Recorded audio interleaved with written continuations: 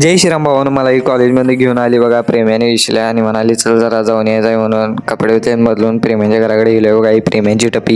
मग आम्ही आता इथनं चाललो आडी मलयाला.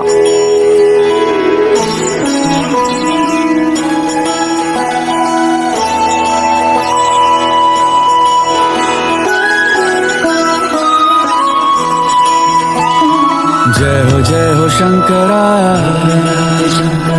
आदिदेव शंकरा, तेरे जाप के बिना चले ये सांस किस तरह.